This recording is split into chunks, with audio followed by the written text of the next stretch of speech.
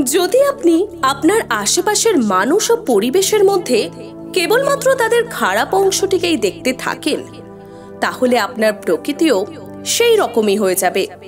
আর যদি তাদের মধ্যে ভালো বিষয়গুলিকে দেখতে থাকেন, তাহলে বিশ্ব সেভাবেই আপনার কাছে ধরা দেবে।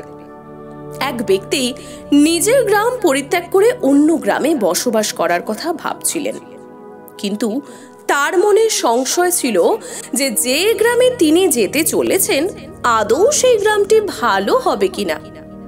তাই তিনি সেই গ্রামে বসবাস শুরু করার আগে সেই গ্রামেরই এক প্রবীণ ব্যক্তির কাছে গেলেন এবং জানতে চাইলেন, আপনি কি মনে করেন এই গ্রামটা থাকবার জন্য কতটা উপযুক্ত?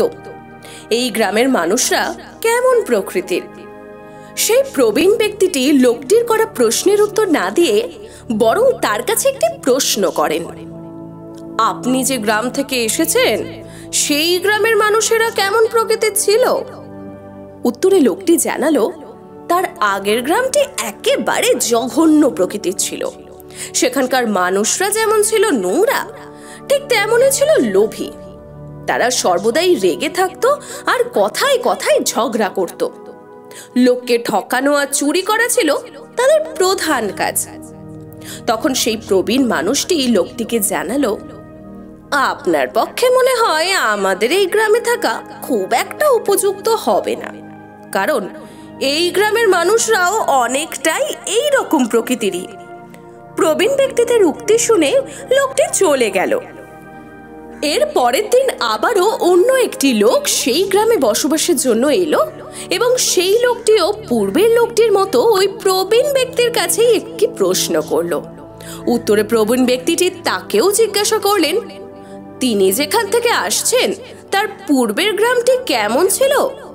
উত্তরে দ্বিতীয় লোকটি জানালো, তার আগের গ্রামের মানুষরা খুবই সুন্দর এবং ভালো ছিলেন। তারা একে অপরকে সাহায্য করতেন, বিপদে আপদে পাশে থাকতেন, পরস্পরকে শ্রদ্ধা করতেন এবং সব থেকে বড় বিষয়, নিজের গ্রামকে তারা খুবই পছন্দ করতেন। আমরা সকলেই সেখানে মিলেমিশে থাকতাম। লোকটির কথা শুনে প্রবীণ ব্যক্তিটি দ্বিতীয় ব্যক্তিকে জানান, এই গ্রামটিও এই রকম প্রকৃতিরই।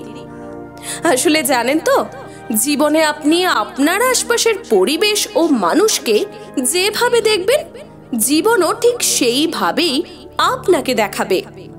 যদি আপনি আপনার আশেপাশের মানুষ ও পরিবেশের মধ্যে কেবলমাত্র তাদের নোংরা, লোভী, স্বার্থপর অংশটিকেই দেখতে থাকেন, তাহলে আপনার প্রকৃতিও সেই রকমই হয়ে যাবে। আর যদি তাদের মধ্যে ভালো বিষয়গুলিকে দেখতে থাকেন, তাহলে বিশ্ব সেভাবেই আপনার কাছে ধরা দেবে। আজকের পডকাস্ট কেমন লাগলো আমাদের অবশ্যই জানাবেন। আপনাদের কাছে এমন অনুপ্রেরণামূলক কোনো গল্প থাকলে আমাদের সঙ্গে শেয়ার করবেন। আপনাদের গল্প সবার কাছে পৌঁছে দেব আমরা আমাদের পডকাস্টের মাধ্যমে।